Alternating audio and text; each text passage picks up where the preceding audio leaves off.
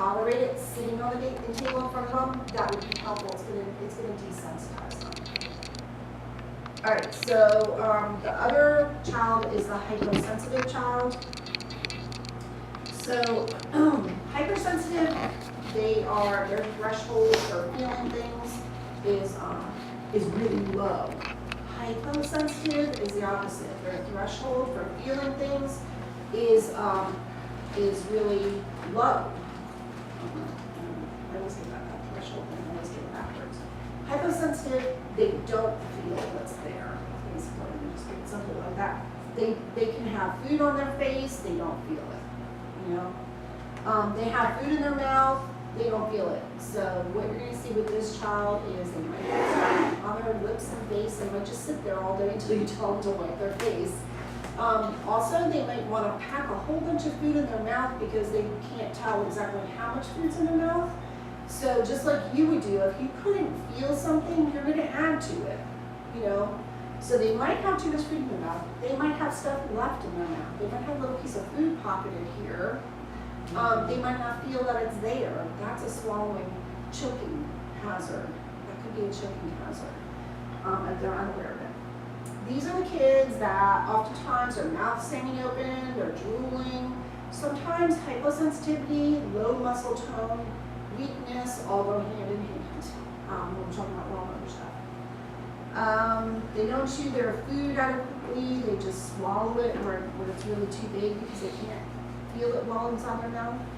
These kids are going to be the opposite, where they like a lot of spice, they like hot foods, they like sour, sweet, you know, they want a lot of input because they're just not feeling like the normal level of input, so they want it to be increased. So what you have to do for this child is wake up the mouth. So you want oral awareness activities. So same thing with other parts of the body. To make you more aware of a body parts, right? You want to use those muscles and you want to provide proprioceptive input. And for oral specifically, you want to alter temperatures. So let them eat something that's really cold and then also have something there that's hot. You know, that's going to like wake up their mouth. Their mouth's going to go, oh, what's this? Cold, hot, you know. That's going to help them perceive the temperature of the food better. You want to give them activities to do. Some of the oral motor exercises, of course, are for strengthening, but they also, you remember, like most exercises that you do, you're using muscles. So those muscles, you're getting feedback from your muscles. You're getting some proprioceptive input. So a child that has hyposensitivity, what if you gave them the P's and the Q's to chew down on? Do you think that's going to provide some proprioception to the jaw? No? So that would be something you might want to do. Vibration. So we talked about vibration being used to decrease sensitivity when it's used in a graded manner. If you take one of that Z-Vibe and put it all over that child's mouth, that's going to alert the muscles of the mouth. That's gonna increase their overall awareness. So vibration is really good for that. Using a mirror for visual cues, tapping to facilitate sensation as well as muscle activation. You know, the kids can brush their teeth before they eat. That wakes up your mouth. And then there's things like this. This is another spoon that has some ridges on it. So if a child's hyposensitive, this is supposed to wake up, you know, putting something bumpy and rough against your tongue as you're eating is going to be alerting, right? So using something like this, some foods that are, well, you know, that have a nice strong flavor, that kind of stuff is going to be good for that kid. All right. Let me see how much we ended. All right, so other feeding issues, refusal of foods might be behavioral because of past sensory issues, like I just explained. Other kids have like OCD problems, or they're just very, you know, they're very ritualistic. So I had a kid a long time ago, he would only eat foods that came out of a Publix container, or only foods from Publix. And I had another child that I worked with, he would only eat the chicken nuggets that were, well, I think they were Tyson or something, but they came out of a red box. He didn't see that red box, he refused to eat it. Now, I don't think that's a sensory issue because one chicken nugget is not that different from another, you know. I don't think this child really had a preference for a better quality of meat in one than the other. You know, he was really young. It was just something that he was used. This is the same child that I was telling you about yesterday, who when I would try to change up the letters on the course that I was making, the obstacle course, he would go frantically and try to rearrange them like they were the week before. So see, this carries over to eating, so it could be behavioral. That's not sensory. That's not weakness. That's just flat out behavior. That's something that has to be addressed in a different manner. And we'll talk more about like behavioral interventions when we get into psych and PEDS. But basically, I mean, you know, it's like reward systems. It's if the child has the cognition for it and is old enough, it can be like problem solving and talking through it. But oftentimes it's like making a little chart, you know, you try this, you get that, because it's behavior. So it's not like they can't, it's not like they're gonna gag if they swallow it, right? It's just flat out, that's not what I eat, so I'm not eating it. You know, also it can be a control.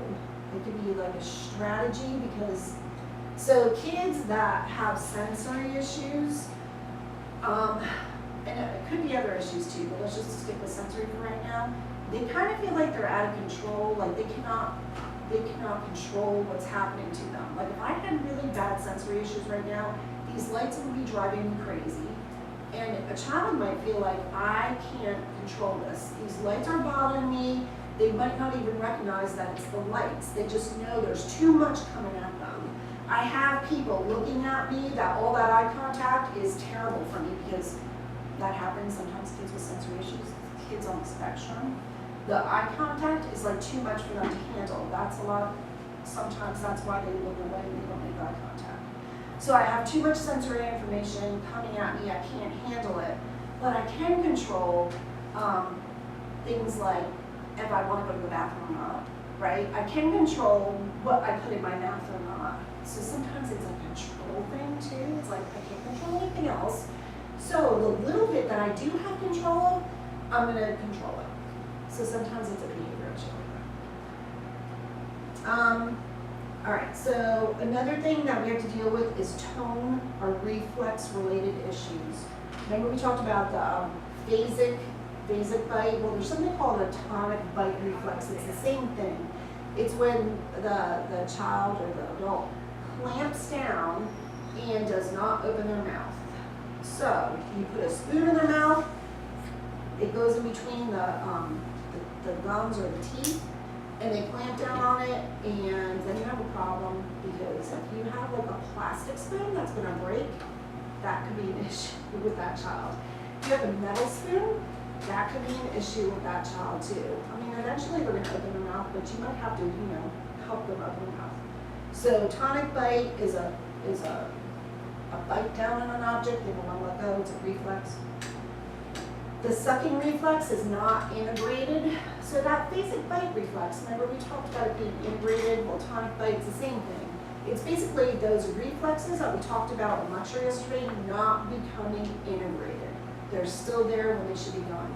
If a kid has a sucking reflex, how do you think they're going to be able to, what are they going to do when you put a spoon in their mouth? Their tongue's going to start moving if that sucking reflex was not integrated. You put a cup to their mouth, their tongue's going to be jutting out and they're going to have spillage and stuff. So there could be some reflexes that haven't been integrated, and oftentimes with kids that have neurological things going on, like you know, like cerebral palsy and things like that, that's sometimes when you see those reflexes not integrated. Tongue thrust, the tongue comes out past the lips, and how could you form a bolus and push backward in your mouth if your tongue's just jutting out? So things like that happen. Tongue thrust, you want to provide deep pressure on the tongue with the spoon to try to relax that. Tonic bite, you want to put the spoon, the food in the middle of their mouth. Don't place the spoon or the food directly between the teeth to alleviate that problem. If they have a lot of tone in their lips or cheeks, same thing like you're learning with Ms. Crawford, facilitating and inhibiting. You want to inhibit tone, deep pressure to the cheeks and the lips before you feed them, might help relax that tone. All right, severe eating issues. There are feeding clinics that the kids actually go stay at, and the parents go stay at. This is like a huge issue.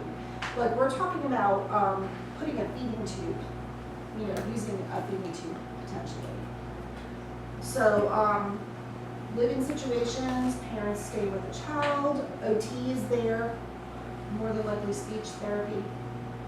Feeding can be a significant issue, and it's not an easy thing to fix. You might be working on years with kids. So these feeding clinics are before the feeding tube is trying to prevent the feeding tube. Yes, and I'm not saying that kids with feeding tubes don't go to feeding clinics, because sometimes kids get feeding tubes and then they're looking at taking them out. Okay.